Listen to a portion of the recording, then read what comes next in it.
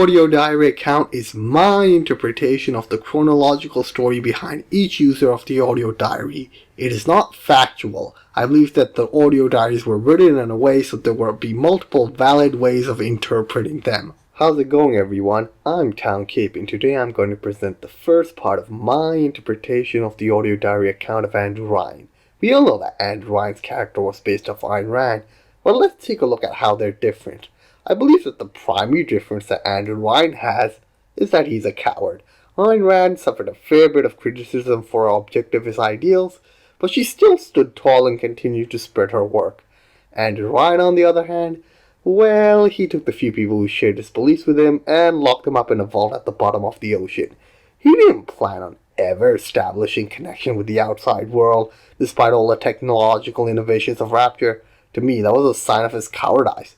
I believe Ayn Rand is someone who's a firm believer in objectivism, but his lack of courage results in him being an extremist objectivist rather than a loyal one.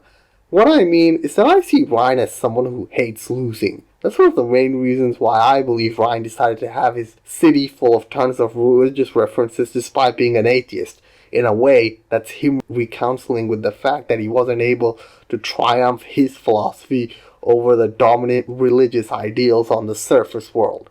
In fact, I believe Rand's ego plays an important part in his entire audio diary story. Let's take a closer look at why. I believe that the first 4 audio diaries are open-ended and could have possibly occurred at any time period, so I haven't arranged them in a chronological order. So don't interpret the order of the first 4 to be chronological. What is the difference between a man and a parasite? A man builds, a parasite asks, "Where is my share?" A man creates, a parasite says, "What will the neighbors think?" A man invents, a parasite says, "Watch out, or you might tread on the toes of God." This is one of the 2 classic Ayn Rand speeches. Basically, a parasite is someone who cannot stand on their own 2 legs and is willing to limit themselves due to the impression of others. Objectivists believe in rational selfishness, which says that you shouldn't limit yourself due to others unless these people can benefit you in some way, shape, or form in return. This speech is of particular importance to the game's story, so keep it in mind. On the surface, the parasite expects the doctor to heal them for free, the farmer to feed them out of charity. How little they differ from the pervert who prowls the streets looking for a victim he can ravish for his grotesque amusement. One aspect of irrational games writers that make them stand out from writers from other games is their ability to write dialogue. I can't think of a single writer in the industry who writes dialogue better than Levine, and this audio diary is a great example of that. What's important in this audio diary is not exactly what's said, but rather how it is said. This audio diary is a great example of how to write the analogy. When your character makes an analogy, it often says something about their past or present that they've experienced in some way, shape, or form. It says something about their personality. This is important because as a writer, you need to make sure that what your character says is actually in character and sounds like something that's coming from their mind rather than your mind. For example, let's pretend Ken Levine had a 25-year-old son when he was writing BioShock. This 25-year-old son never bothered getting a job and simply lived off his father's profits that were made in System Shock 2. Now, if Levine was writing this particular audio diary and was thinking deeply about Ayn Rand's character, then this audio diary may have instead been about Ayn Rand's son because Ken Levine's son fitted the definition of a parasite. However, referencing a lazy, fully grown child doesn't sound like something Ayn Rand would say. Ayn Rand doesn't even know much about his son. When a character makes an analogy, they're often saying something about their past or present. Ayn Rand only encounters Jack in the future, and this audio diary is a transmission from the past. There's no way Rand would reference a lazy, fully grown child in it. Now think about the analogy that Rand makes in the audio diary. He uses the example of the pervert instead. And this may sound strange, but think about Ayn Rand's character. He used to go to an exotic dancer's venue, Eve's Garden, where he met his seemingly first mistress, Jasmine Jolene. Rapture is a high-class society, and I don't think everyone is always able to pay enough to attend the performances at all the ventures. However, I think there were some people who were very enthusiastic about the performances in Eve's Garden, so they may have peeped through the window. That's where I think Ryan's analogy of a pervert comes from. I mean, there are bound to be people like that around an exotic dancers venue. Anyway, the significance of all this is that the analogy that Ryan makes in this audio diary is accurate because it fits his character. He went to the venue and probably saw a couple of the window shoppers, so you remembered them when recording this audio diary. So even before we get to Fort Frolic in the game, we're able to deduce that something like a brothel is part of Ryan's past. This makes much more sense than if Levine had simply used an example from his own past or present. To write good dialogue, you really have to put yourself in your character's shoes, and Levine did that really well. Anyway, another important aspect of the audio diary is its location. Audio diaries aren't just randomly placed across Rapture. Their location tells a part of the story just as much as the recording. Of course, the audio diaries in Rapture being left on the ground and other strange places isn't really out of place because the entire city went to hell and people stopped putting their belongings in the right places. This particular audio diary was located in Enwell Life and Health Group, which is a life and health insurance company. It's fitting for the audio diary to be located here because this is one of the places where citizens may be tempted by what Ryan may call parasitic ideals. He probably had an audio diary placed there to stop people from thinking that insurance was a charity market. To build a city at the bottom of the sea, insanity. But where else could we be free from the clutching hand of the parasites? Where else could we build an economy that they would not try to control, a society that they would not try to destroy? It was not impossible to build Rapture at the bottom of the sea. It was impossible to build it anywhere else. This reinforces not only Ryan's initiative to be in a free society, but also his cowardice. As I said earlier, Ryan isn't a very brave character, and Rapture is the ideal hiding spot. He built it under the ocean to remain hidden, just as much as it was to stay free. The location also fits because Hephaestus' core is right next to Ryan's office, so it makes sense if a common question asked by the workers there was why they had to design an electricity supply for an underwater city when they were more used to working on land.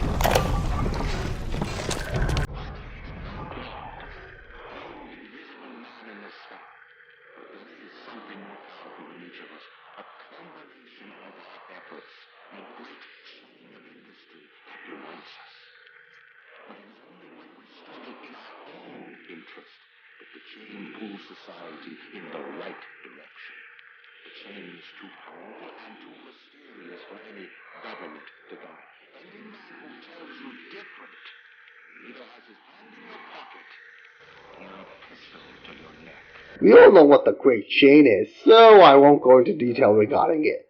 In this analogy, Ryan mentions a man with his hand in your pocket or a pistol to your neck. I believe this man is actually supposed to be a government agent who plans to rob you of your wealth or kill you.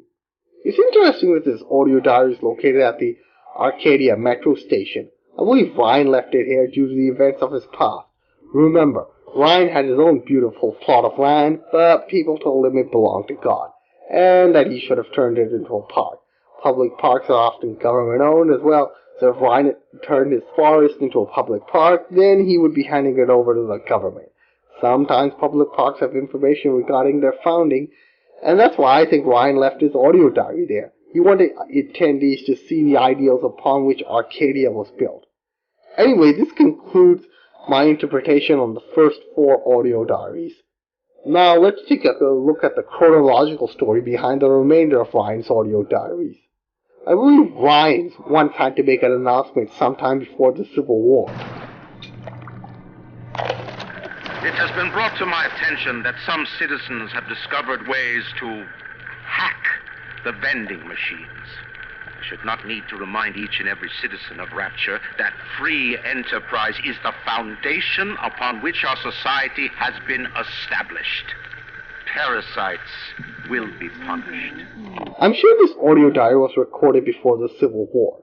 During the Civil War, Ryan had nationalized Fontaine futuristics, so I doubt he would have tried to make an argument about free enterprise to deter citizens from hacking.